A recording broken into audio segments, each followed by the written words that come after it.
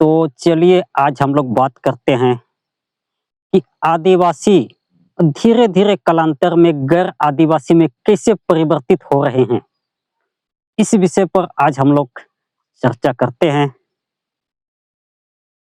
कि आदिवासी कैसे गैर आदिवासी बन जाते हैं।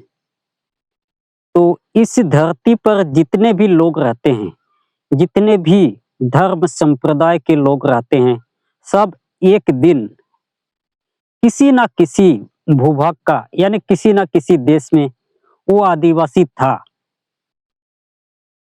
यानी आदिवासी का तात्पर्य मूल निवासी लोगों से है और अंग्रेजी में पृथ्वी का सबसे शुरुआती निवासी और उनके वंशजों से है। तो हर एक व्यक्ति, जितने भी लोग इस धरती पर रहते हैं, सब के सब एक दिन किसी न किसी भूभाग का शुरुआती निवासी रहा होगा, किसी न किसी देश का मूल निवासी था।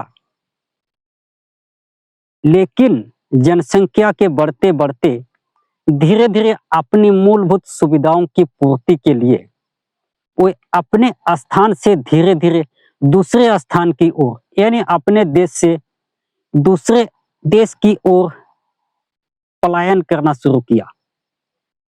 यानी अब वो जिस स्थान पर मूल रूप से उसका सृष्टि उसका उत्पत्ति हुआ था, जिस स्थान पर वो प्राकृतिक रूप से वहां का उत्पाद था, उस स्थान को छोड़कर वो धीरे धीरे दूसरे देशों में आने लगे।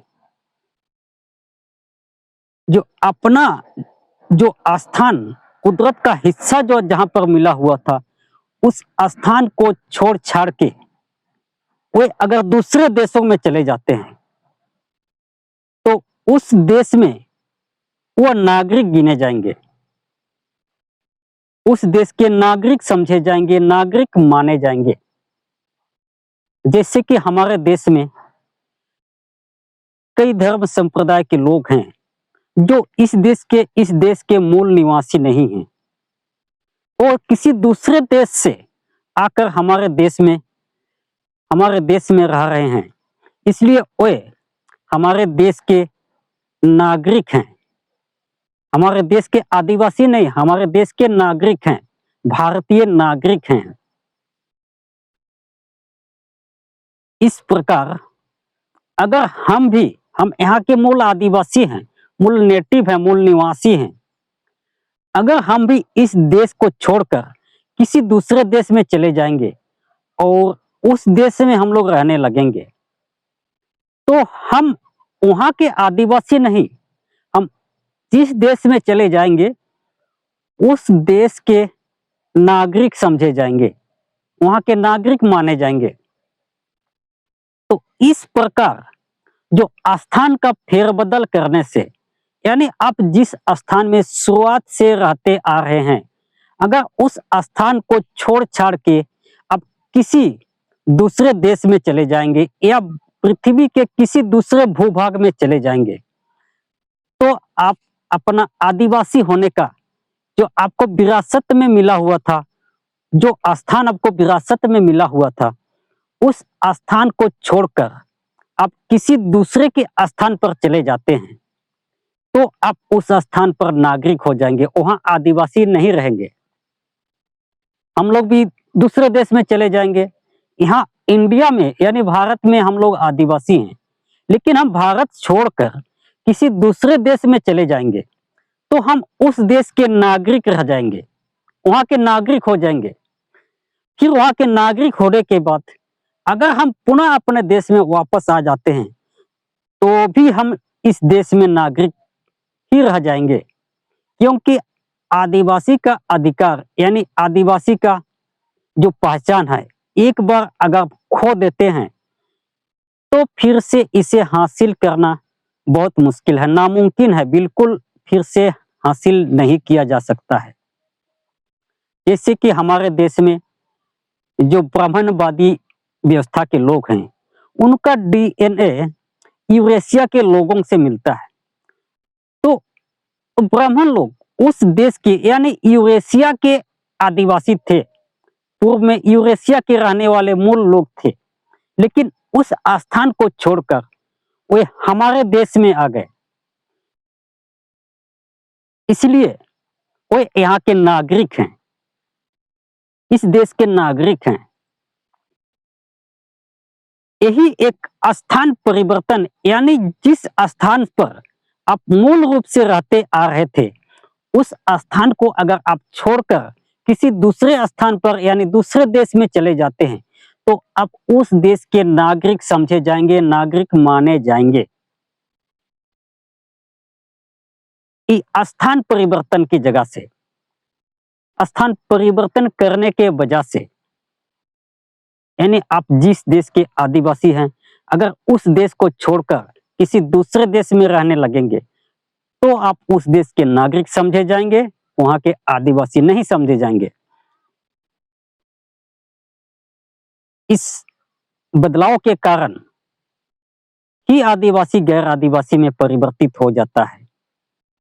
और एक दूसरा कारण है कि आदिवासी जिस देश में, जैसे कि हम लोग इस देश में आदिवासी हैं, अगर हम अपना अस्तित्व जो कि हम लोग प्राकृतिक रूप से हम लोगों को मिला हुआ है इस देश में, इस देश के मूल नेटिव मूल आदिवासी हैं, अगर हम अपना आदिवासी होने का प्रमाण अगर हम खो देते हैं, तो भी हम इस देश में आदिवासी नहीं गिने जाएंगे, नहीं समझे जाएंगे, इस देश के नागरिक समझे जाएंगे। अगर हम अपना पहचान खो देते हैं, तो हमारे देश के जो आदिवासी हैं, वो भारत के संविधान में आदिवासी के रूप में नहीं गिने जाते हैं। आदिवासी जिस स्थान पर आदिवासी शब्द का इस्तेमाल होना चाहिए था, वहां पर आदिवासी शब्द का इस्तेमाल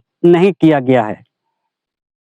जैसे कि आदिवासी शब्द के जगह पर अनुसूचित जनजाति शब्द का इस्तेमाल किया गया है। इस प्रकार से यह जो हमारा आदिवासी होने का जो पहचान है, उसका एक परिवर्तित रूप है, जो हम आदिवासी को परिवर्तित करके, जो आदिवासी शब्द को परिवर्तन करके अनुसूचित जनजाति कर दिया।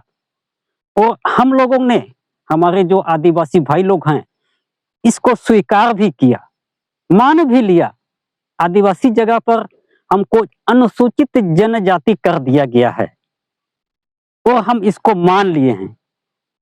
फिर हमारी आने वाली पीढ़ियां अनुसूचित जनजाति को ही मानते रहेंगे, मानते रहेंगे, तो पूरी तरह से वो अनुसूचित जनजाति की श्रेणी में ही गिने जाएंगे। तो इस प्रकार से हमारा जो आदिवासी होने का ये एक पहचान था, वो धीरे धीरे कालांतर में वह समाप्त हो जाएगा, समाप्त हो जाएगा। और फिर हम दोबारा अपना पहचान ढूंढ ही नहीं पाएंगे।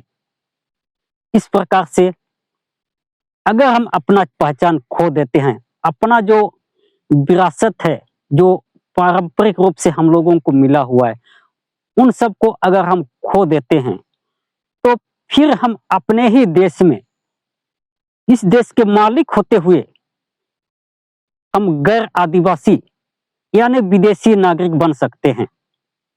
अगर हमने इन चीजों को नहीं समझा, तो धीरे धीरे हमारे देश के जो आदिवासी भाई लोग हैं, जो अभी इस भ्रम में रह रहे हैं कि अनुसूचित जनजाति का मतलब ही आदिवासी होता है, परंतु ऐसा नहीं है। अगर आपने अपना पहचान खो दिया, यानी आदिवासी होने का जो सबूत है, उसको अगर आपने खो दिया, तो आप धीरे धीरे नहीं, अभी से आप समझ लीजिए कि आप गैर आदिवासी की श्रेणी में आपकी गिनती होना सुनिश्चित है। आपको आदिवासी की श्रेणी में नहीं गिना जा सकता है, क्योंकि आपने अपना जो पहचान है उसको धीरे धीरे छोड़ते गया, क्योंकि आदिवासी के जगह पर हमको अनुसूचित जनजाति बना दिया गया है। इस प्रकार हमने आदिवासी होने का एक पहचान को छोड़कर हम अनुसूचित जनजाति को स्वीकार कर लिए हैं। इस प्रकार सारे के सारे आदिवासी एक मुसीबत में फंस जाएंगे और खुद को कभी भी अपने आप को आदिवासी साबित नहीं कर पाएंगे। तो जितने भी हमारे आदिवासी समुदाय के लोग इस वीडियो को आप देख रहे हैं, तो आप समझने की कोशिश कीजिए कि आप लोगों के साथ क्या हो रहा है